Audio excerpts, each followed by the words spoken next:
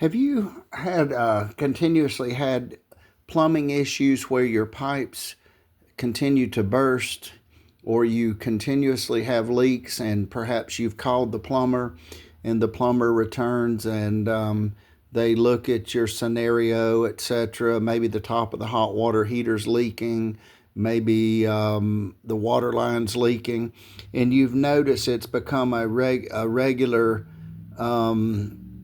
say a status quo with just the water leaks, and you continue to call the plumber back, and then maybe your faucet or something, there's no telling. But so if you test the water pressure should be between about 65 and 75 psi. Let me reiterate, the water pressure, a good workable water pressure may be between 65 and 75 psi. If you're over about 75 or so, you may need something like this. This is what they call a pressure reducing valve. This is one that's been taken off. Now it does have, I think it's got an arrow where the water comes in one way and goes, so I'm not sure, it may be a one-way valve. I'm not certain on that.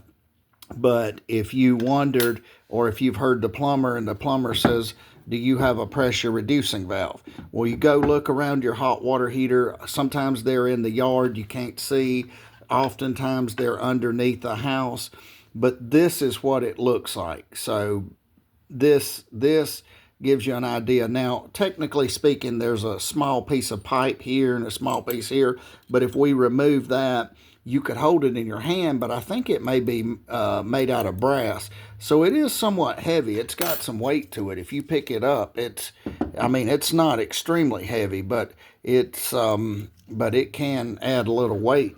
So this is a pressure reducing valve. So what happens if you take this nut here and loosen this nut up, if you want to increase the water pressure, I think you turn this, you can get maybe, I'm not sure if it's a 13 millimeter or a 14 or a half inch or 9/16.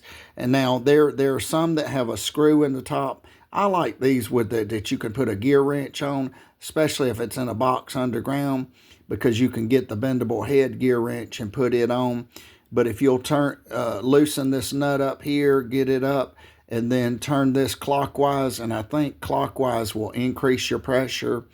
If you turn this counterclockwise, it may decrease your pressure. So what would be the optimum situation is to have a meter, have it screwed onto your water faucet, have your water faucet fully open so you can see what kind of pressure. If it's reading, say, 80, 90, 100, 110 pounds, then you come out here and you put the pressure reducing valve on, and then you begin to adjust it, and then go over there and then look, or have somebody over there looking at the pressure and try to get it between 65 and 75 psi.